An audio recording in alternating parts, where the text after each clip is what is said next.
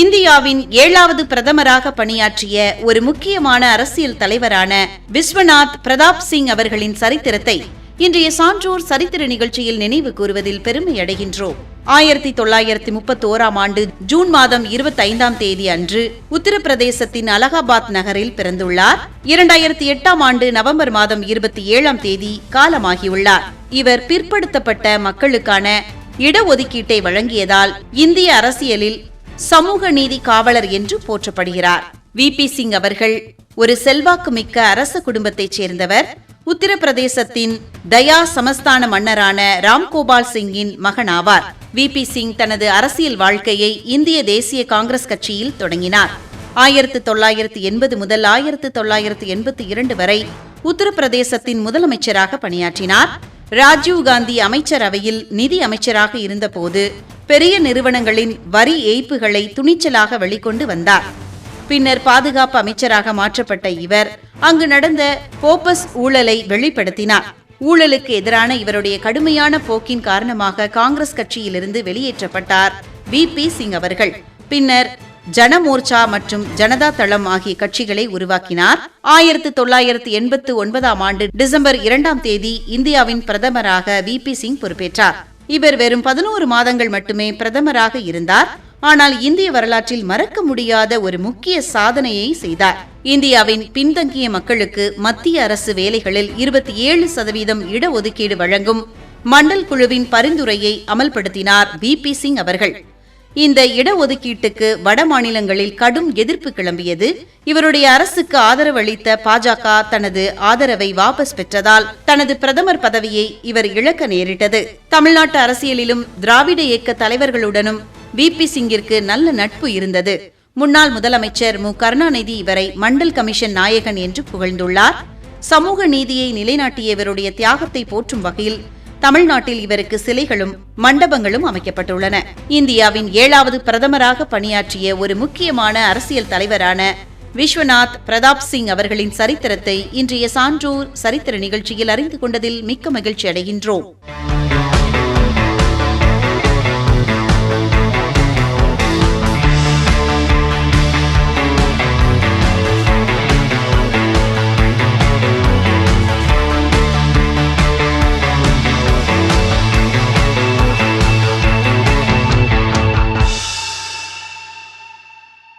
ஆங்கிலேயர் ஆட்சியை எதிர்த்து போராடிய ஒரு துணிச்சலான தமிழ் மன்னர் முத்துவடுகநாத பெரிய உடைய தேவர் அவர்களின் சரித்திரத்தை இன்றைய சான்றோர் சரித்திர நிகழ்ச்சியில் நினைவு கூறுவதில் பெருமை அடைகின்றோம். முத்துவடுகநாதர் என்பவர் சிவகங்கை சீமையை ஆண்ட புகழ்பெற்ற 2வது மன்னராவார்.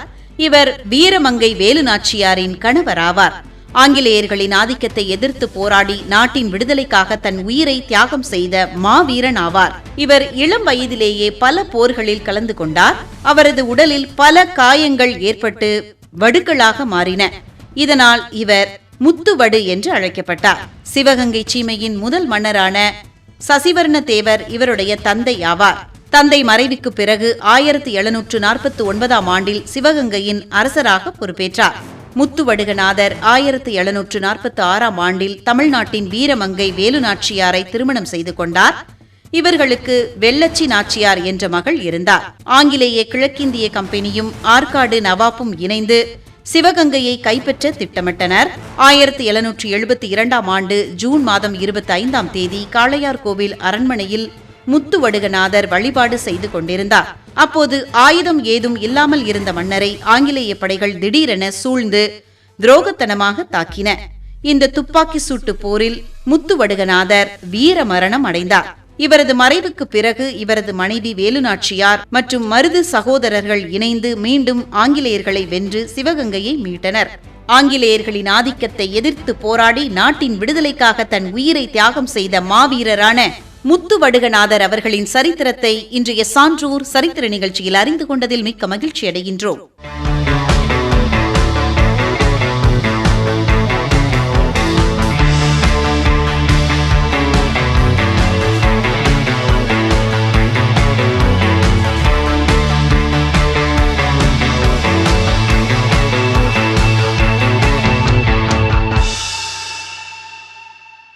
உலக புகழ்பெற்ற ஒரு அமெரிக்க பாடகர், பாடலாசிரியர் மற்றும் நடன கலைஞரான மைக்கேல் ஜாக்சன் அவர்களின் சரித்திரத்தை இன்றைய சான்றோர் சரித்திர நிகழ்ச்சியில் நினைவு கூறுவதில் பெருமையடைகின்றோம். 1958 ஆண்டு ஆகஸ்ட் மாதம் 29ஆம் தேதி அமெரிக்காவில் உள்ள இந்தியானா மாநிலத்தில் பிறந்தார். மக்கள் இவரை பாப் இசையின் அரசன் என்று அன்போடு அழைக்கிறார்கள். 20ஆம் நூற்றாண்டின் மிக முக்கிய கலை அடையாளமாக இவர் திகழ்ந்தார். இசை குடும்பத்தில் பிறந்த மைக்கேல் ஜாக்சன் அவர்கள் தனது பெற்றோருக்கு 7வது பிள்ளை ஆவார். 2009ஆம் ஆண்டு ஜூன் மாதம் 25ஆம் தேதி தனது 50வது வயதில் மாரடைப்பு காரணமாக இயற்கை எய்தினார். மைக்கேல் ஜாக்சன் அவர்கள் 5 வயதிலேயே தன் சகோதரர்களுடன் சேர்ந்து ஜாக்சன் 5 என்ற இசைக்குழுவில் பாடி தன் இசை பயணத்தை தொடங்கினார். 1982இல் வெளியான இவரது த்ரில்லர் என்ற இசை தொகுப்பு உலகிலேயே மிக அதிக அளவில் விற்பனை செய்யப்பட்டு இசை தொகுப்பு என்ற உலக சாதனையை படைத்தது. இன்றும் அந்த சாதனை முறியடிக்கப்படவில்லை என்பது குறிப்பிடத்தக்கது. பில்லி ஜூன், பீட் இட், பேட் போன்ற இவருடைய பாடல்கள் உலகம் முழுவதும் பெரும் வரவேற்பை பெற்றன. கால்களை முன்னோக்கி நகர்த்துவது போல தோன்றி பின்னோக்கி செல்லும் மூன்வாக் நடனத்தை இவர் உலக அளவில் பிரபலமாக்கினார். ஸ்மூத் கிரிமினல் என்ற பாடலில் உடலை நேராக வைத்துக் கொண்டு தரை நோக்கி 45 டிகிரி சாய்ந்து ஆடும் விந்தையான நடன அசைவை அறிமுகம் செய்தார் மைக்கேல் ஜாக்சன் அவர்கள். உலக வரலாற்றிலேயே மிக வெற்றிகரமான பொழுதுபோக்கு கலைஞர் என்று கின்னஸ் உலக சாதனை புத்தகம் இவரை குறிப்பிட்டுள்ளது. தனது வாழ்நாளில் 13 கிராமி விருதுகளை வென்றுள்ளார். ஒரே இரவில் 8 கிராமி விருதுகளை வென்று சாதனை படைத்தவரும் இவரே ஆவார். பசியால் வாடும் ஆப்பிரிக்க மக்களுக்காக We Are the World என்ற பாடலை எழுதி அதன் மூலம் கோடிக்கணக்கான டாலர் நிதியுதவி திரட்டினார். பல தொண்டு நிறுவனங்களுக்கு ரகசியமாகவும் நிதியுதவி அளித்துள்ளார். உலக புகழ்பெற்ற ஒரு அமெரிக்க பாடகர், பாடலாசிரியர் மற்றும் நடன கலைஞரான மைக்கேல் ஜாக்சன் அவர்களுடைய சரித்திரத்தை இன்றைய சான்றோர் சரித்திர நிகழ்ச்சியில் அறிந்து கொண்டதில் மிக்க மகிழ்ச்சி அடைகின்றோம்.